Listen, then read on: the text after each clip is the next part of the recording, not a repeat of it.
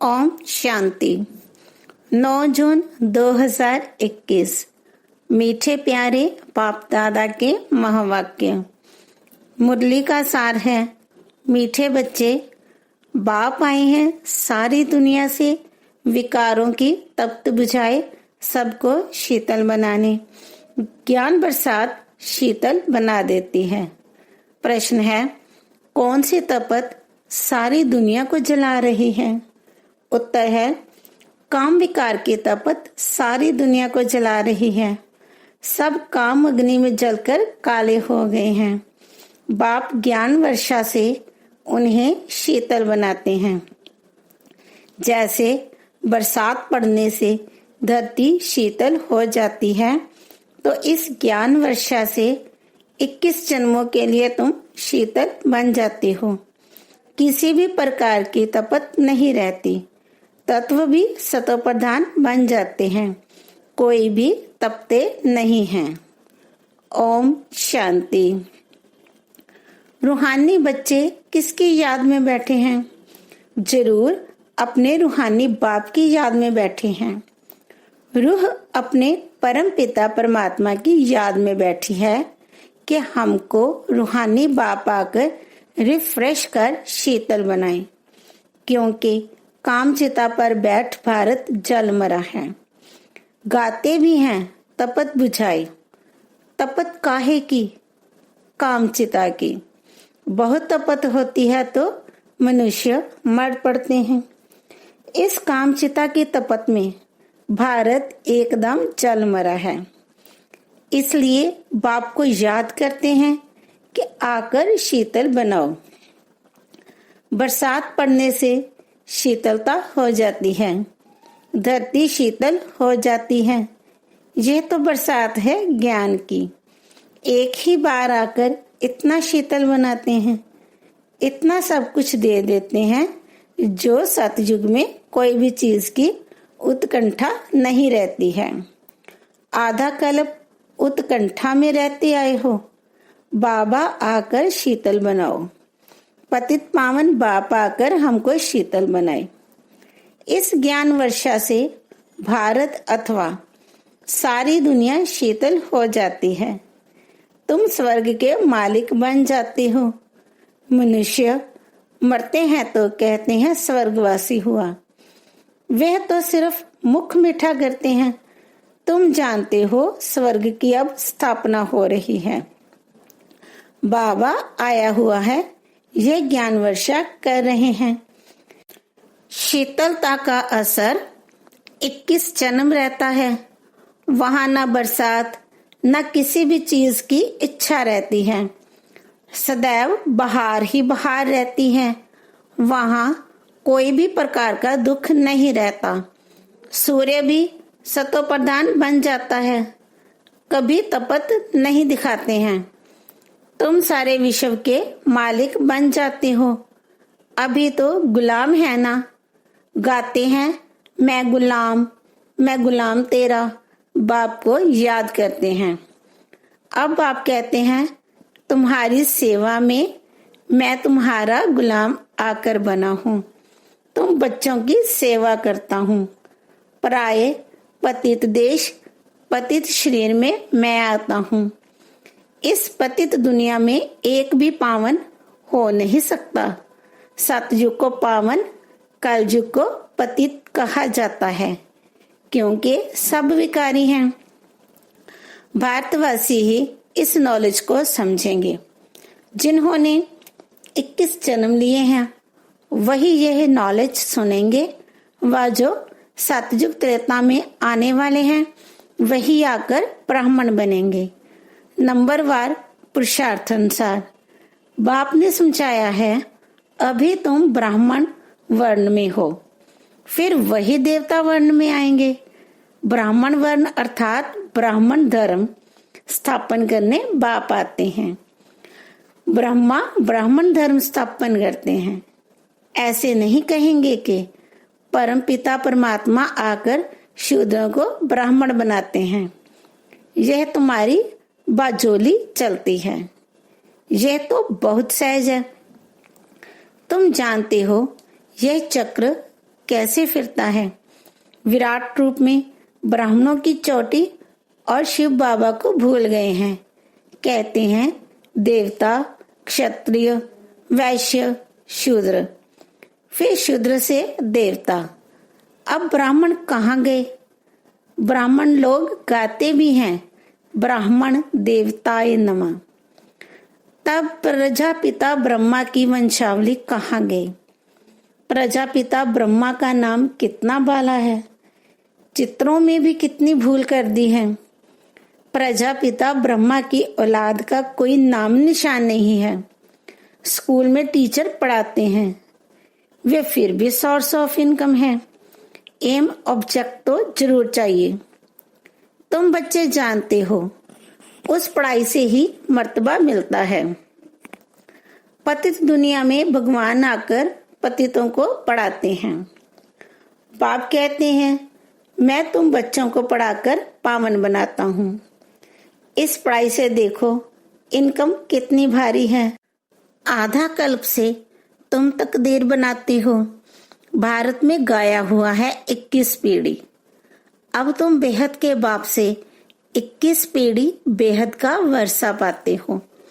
लौकिक बाप का है अल्पकाल क्षण भंगूर का वर्षा।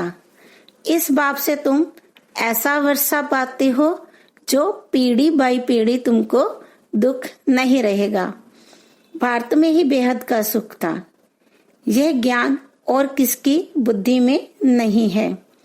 यह ज्ञान देने वाला बाप जाने और जिनको देते हैं वह जाने, और न जाने कोई। ग्रंथ में भी उनकी महिमा गाई हुई है। इक्योंकार, निराकार, निरअहंकार। इसका अर्थ भी अभी तुम समझते हो। वे तो सिर्फ गाते हैं निरहंकारी। इतनी बड़ी अथॉरिटी होते हुए भी उनको कोई अहंकार नहीं है। यहाँ थोड़ी भी पोजीशन वाले होते हैं तो उनको कितना नशा रहता है। वह है अल्पकाल वाले मर्तबे का नशा कि मैं फलाना हूँ।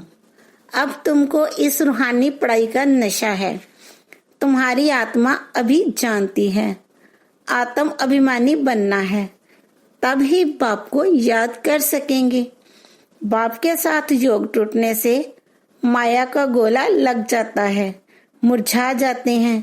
याद करते रहे तो खुशी का पारा चढ़ा रहे। कोई बड़ा इम्तिहान पास करते हैं तो खुशी होती है। समझते हैं बस इसके ऊपर कोई और पढ़ाई नहीं है। तुम भी जानते हो हमारी उस पढ़ाई से ऊंच और कोई पढ़ाई है नहीं। इन लक्ष्मी नारायण ने पास्ट में जरूर ऐसी पढ़ाई की है। राजयोग सीखे हैं, तब महाराजा महारानी बने हैं। राजयोग तो मशहूर है। परम पिता परमात्मा आकर राजयोग सिखाते हैं स्वर्ग के लिए। कहते भी हैं पास्ट में ऐसे कर्म किए हैं तब यह बने हैं। तुम जानते हो इस जन्म में हम ऐसे कर्म सीखते हैं जो भविष्य 21 जन्म के लिए राज्य करेंगे व स्वर्ग में विराजमान होंगे। यथा राजा रानी तथा प्रजा भी है ना, राजधानी है ना। बाप आया है राजधानी स्थापन करने। फिर तुम जाकर 21 जन्म पालना करेंगे। 63 जन्म तो दुख भोगा है, वे सब खत्म हो जाएंगे। भारत को स्वर्ग कहा जाता है, अभी तो नरक है। सृष्टि कितनी बदल गई है, वह राजाई कहाँ चली गई। रावण राज्य शुरू होने से फिर तुम पतित बन जाते हो। बाप कहते हैं तुम अपने 84 के चक्र को नहीं जानते हो। अभी तुम बच्चों को बार बार समझाया जाता है। तुमने 84 जन्मों का चक्र पूरा किया है, अभी तुम्हारा यह अंतिम जन्म है। अब फिर से अपना वर्षा लेना है। तुमको मुक्तिधाम में बैठ नहीं जाना है। तुम्हारा ऑलराउंड पाठ है। ऐसे बहुत हैं जो सतयुग से लेकर द्वापर कलयुग तक भी मुक्तिधाम में रहते हैं। ऐसे नहीं कहेंगे यहाँ आने से मुक्ति धाम अच्छा है, वे तो मच्छरों सदृश्य हो गया, आया और यह क्या। मनुष्यों की महिमा गाई जाती है। ये मंदिर किसके हैं? जो शुरू से लेकर पाठ बजाते आए हैं, उन्हों के ही यादगार बनते आए हैं। पिछाड़ी में जो आते हैं उनका यादगार है क्या? कुछ भी नहीं। तुम्हारा कितना भारी यादगार है। सबसे जास्ती तुम पाठ बजाते हो। तुम अपनी प्रारब्ध का टाइम पूरा कर जब भक्ति मार्ग में आते हो, तब फिर तुम्हारा यादगार तथा शिव बाबा के मंदिर बनने शुरू होते हैं। फिर और धर्म आते हैं, उन्हों का धर्म स्थापन होता है। तुम अपनी हिस्ट्री ज्योग्राफी भी जानते हो और सब धर्म वालों की भी जानते हो। 84 जन्मों की सीढ़ी है। पहले हम स्वर्ग में आते हैं, फिर उतरते कैसे हैं, ये तुम्हारी बुद्धि में है। हर एक जन्म में भिन्न नाम रूप वाले मित्र संबंधी आदि मिले हैं। यह सब ड्रामा में तुम्हारा पाठ पहले से ही नोंदा हुआ है। ये बेहद का ड्रामा है जो हूबहू रिपीट होता है। तुम जानते हो हम सो देवी देवता थे जो 84 जन्म ले शूद्र बने, फिर हम सो देवी देवता बनते हैं। मनुष्य तो कह देते आत्मा सो परमात्मा, वास्तव में हम सो का अर्थ यही है। वे फिर कह देते आत्मा सो परमात्मा, परमात्मा सो आत्मा। दिन रात का फर्क है ना। तुम अभी इन सब बातों को जानते हो। तुम अभी पांडव बने हो। कौरव पांडव भाई भाई थे ना। अभी बाप मिला है तो तुम कौरव से पांडव बने हो। बाप तुमको दुख से लिबरेट कर गाइड बन ले जाते हैं। घर का तो किसको पता नहीं है। वे कहते हैं आत्मा ब्रह्म में लीन हो जाएगी, तो घर थोड़े ही ठहरा, घर में तो रहा जाता है। उनको इनकॉर्पोरियल वर्ल्ड कहा जाता है। अभी तुम बच्चे जानते हो हम निराकारी आत्मा निराकार वर्ल्ड में बिंदी मिसल निवास करते हैं। वहां भी निराकारी झाड़ है। ये ड्रामा बना हुआ है। बीज और झाड़ को जानना है। इसका नाम ही है वैरायटी धर्मों का झाड़। यह मनुष्य सृष्टि है। इनका बीज रूप बाप है। कितनी वैरायटी है। हर एक धर्म वाले के फीचर्स न्यारे, फिर जहां भी एक की शक्ल न मिले दूसरे से। यह भी ड्रामा बना हुआ है। कल्प वृक्ष की आयु 5000 वर्ष है। ये बाप ही समझाते हैं। मनुष्य एक्ट्रेस है, यहाँ पाठ बजाने आते हैं। यह मांडवा है। रोशनी के लिए सूर्य चांद आदि हैं। ये कोई देवता थोड़े ही हैं।